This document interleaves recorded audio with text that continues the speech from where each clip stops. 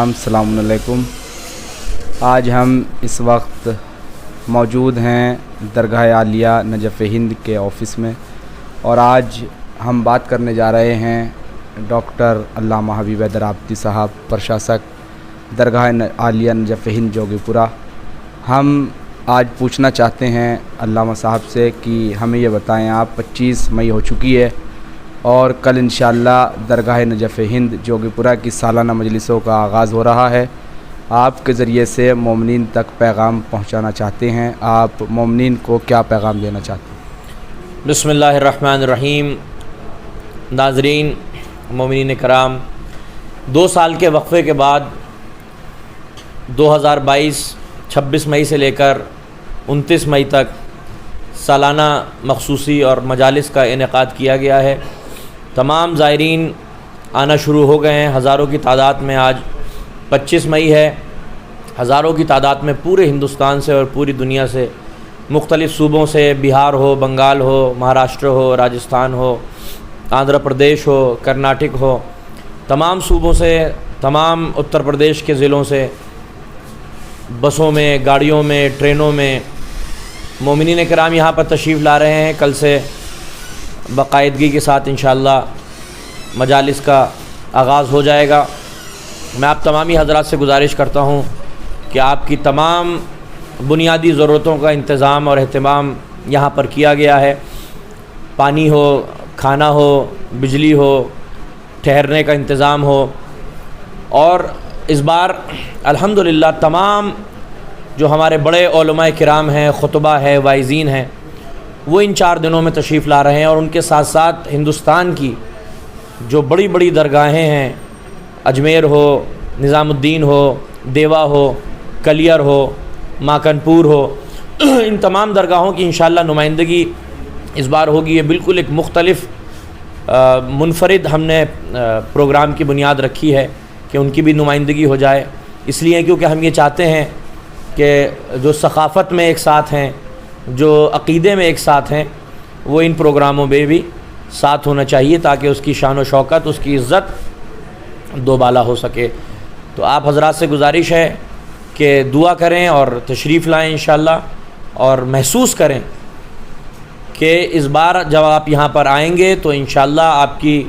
روحانیت میں بھی اضافہ ہوگا، علم میں بھی اضافہ ہوگا، توفیقات میں بھی اضافہ ہوگا، اور سکون اور خوشی اور مسرتوں میں بھی اضافہ ہوگا۔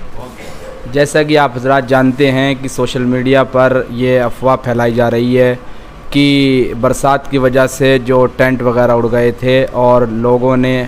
حاسدین نے قبلہ کے اور جو دشمنان اعضاء ہیں، انہوں نے سوشل میڈیا پر بہت زیادہ افواہ پھیلا رہے ہیں کہ درگاہ میں مجلسیں نہیں ہو رہی ہیں، یا کچھ ایسی باتیں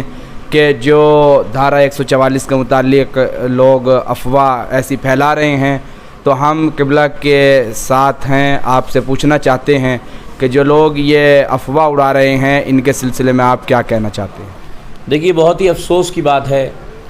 کہ اتنی افواہیں پھیلائی گئیں، سوشل میڈیا کے حوالے سے کال کی گئیں، فون کیے گئے، اخباروں میں شاید دیا گیا، اپلیکیشنیں ہزاروں کی تعداد میں بھیجی گئیں۔ مقصد صرف یہ تھا کہ یہ جو سالانہ مجلسیں ہیں یہ منعقد نہ ہوں، یہ پروگرام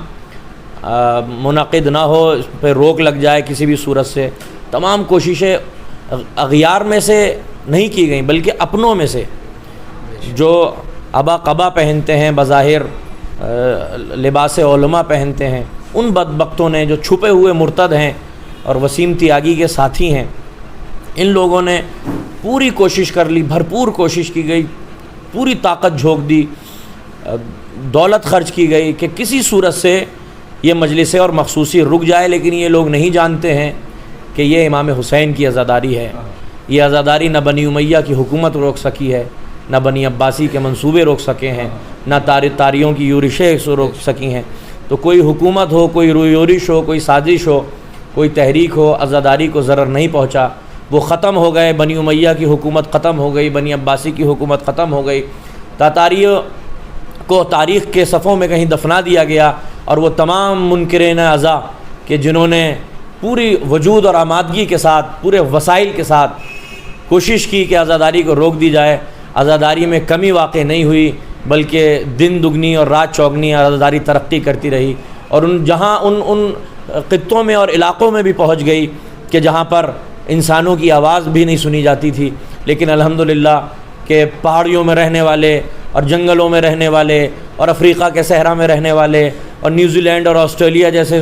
ملکوں میں رہنے والے، آج یہ شان ہے عزاداری کی کہ کسی بھی شہر میں، کسی بھی گاؤں میں، کسی بھی قریے میں، کسی بھی خطے میں آپ پہنچ جائیں، وہاں پر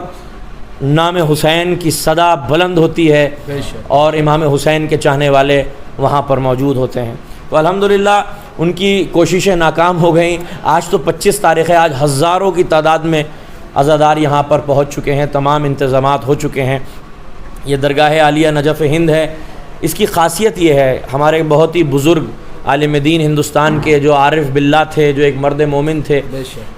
مرد کامل تھے، وہ یہ فرماتے تھے باشتے کے سید محمد باشتوی رحمۃ اللہ علیہ، میں نے ان کے چاہنے والوں سے یہ سنا، مروی ہے ان سے، کہ وہ کہتے تھے کہ سید محمد باشتوی رحمۃ اللہ علیہ یہ فرماتے تھے کہ دنیا میں معصومین کی قبور کے بعد، ان کے مزاروں کے بعد، ان کے روضوں کے بعد دنیا میں اگر کوئی سب سے افضل ترین جگہ ہے تو وہ درگاہ عالیہ نجف ہند ہے، اس لیے کیونکہ یہ واحد وہ جگہ ہے کائنات کے اندر جہاں مولائے کائنات امیر المومنین علی ابن ابی طالب علیہ الصلوۃ والسلام تشریف لائے، بنفس نفیس تشریف لائے اور اپنی زیارت کرائی اور کرامات صادر ہوئی، ان سے چشمہ جاری ہوا، لوگوں نے دیکھا، اور لوگ آج بھی سینکڑوں کی تعداد میں فیضیاب ہو رہے ہیں۔ جو آپ کی کرامت تھی، یہاں پہ آپ تشریف لائے تھے، بیماریاں دور ہو جاتی ہیں، منت مرادے ناآسودہ منت مرادے آسودگی تک پہنچ جاتی ہیں، باب استجابت تک ان کی آہیں پہنچتی ہیں، ان کی دعائیں قبول ہوتی ہیں، ان کے امراض دور ہوتے ہیں، ان کی توفیقات میں اضافہ ہوتا ہے، ان کی روحانیت اور علوم میں، اخلاق میں اضافہ ہوتا ہے۔ تو یہ وہ مقدس اور محترم اور محتشم جگہ ہے کہ جس کی کوئی نظیر ہندوستان کے اندر میری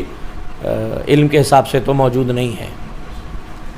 بے شک جیسا کہ آپ حضرات نے سنا کہ قبلہ و کعبہ علامہ ڈاکٹر حبیب حیدر عابدی صاحب نے، قبلہ و کعبہ ڈاکٹر علامہ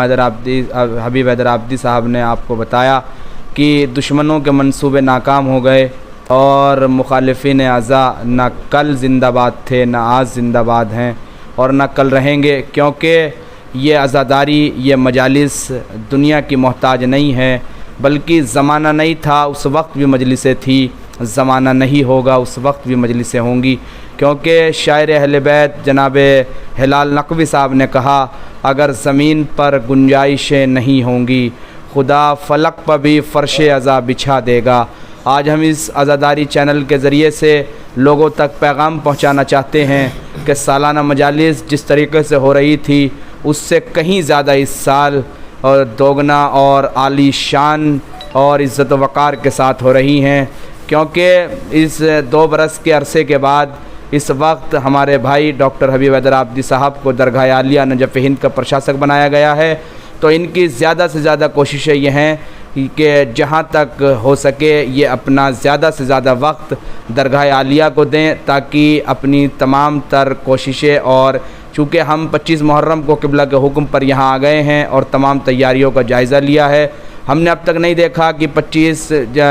درگاہ عالیہ نجف ہند کی مجالس شروع ہونے سے پہلے اتنی کثیر تعداد میں لوگ آئے کہ چندی گڑھ اور بنگلور، حیدرآباد، ہریانہ، پنجاب اور دیگر